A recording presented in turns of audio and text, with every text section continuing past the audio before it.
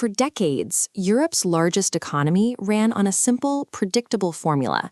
You build massive, highly specialized industrial machinery, pay your workers a premium to manufacture it with precision, and export it to the rest of the world. But that engine is stalling. Right now, Germany's top economic experts project a meager 0.5 percentage point of economic growth for the year. That slowdown is hitting state coffers hard, leaving local governments across the country to post major deficits. The consequences are becoming increasingly visible. Major companies like Lufthansa have instituted strict hiring freezes. Meanwhile, cities suddenly starved of corporate tax revenue are being forced to cut deep into their budgets, pulling subsidies from the arts and public media to stay afloat. Curious, if you look at those symptoms, you might expect to see massive lines at the unemployment office, yet the national data shows a clear paradox. Despite the budget deficits and hiring freezes, Germany is not seeing catastrophic, sweeping layoffs. This disconnect between the economic headlines and the low unemployment rate is driven by a reorganization of the workforce, where the loss of traditional roles is being offset by growth in sectors that change the country's economic character. The immediate pressure on the economy comes from the outside. Ongoing geopolitical conflict, particularly in the Middle East, is destabilizing the global trade networks Germany relies on. When tensions rise in oil-producing regions, global energy supplies are threatened. That translates directly into an energy price shock for German infrastructure, making it vastly more expensive to keep factories running. Those surging energy costs don't stay contained to factory floors. They bleed into the price of manufacturing and transporting everyday consumer goods, meaning everyday Germans suddenly have to spend much more at the grocery store or the gas pump.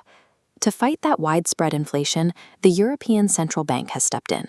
Their primary tool is raising interest rates, which directly increases the cost of borrowing money across the continent. When loans become that expensive, businesses cancel their expansion plans. A company dealing with high energy bills and expensive credit is unlikely to hire new staff, leading to a nationwide slowdown in job creation. But high interest rates are only a temporary headwind. The deeper issue is a permanent decline in manufacturing, the traditional strength of the German export economy. Heavy industry, machinery, and car makers, sectors that historically provided close to 800,000 well-paid jobs, are struggling to recover. The reason we aren't seeing massive firing events is due to how these companies are shrinking. Instead of handing out pink slips, they're offering buyouts and letting older workers retire. When those employees leave, their positions are often left empty and then permanently deleted. The jobs being created today look very different. The gains in the German labor market are now heavily concentrated in public services and the care sector, particularly nursing.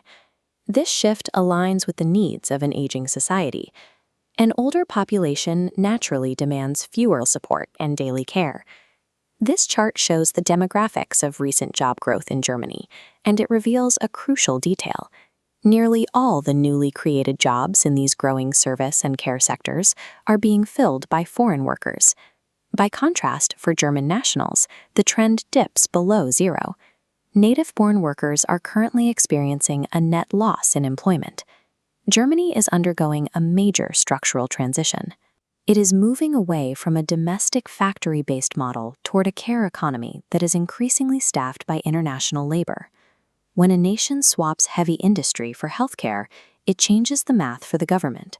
Lower wages in the service sector mean less income tax collected per worker, which shrinks the total revenue the state has to fund its infrastructure.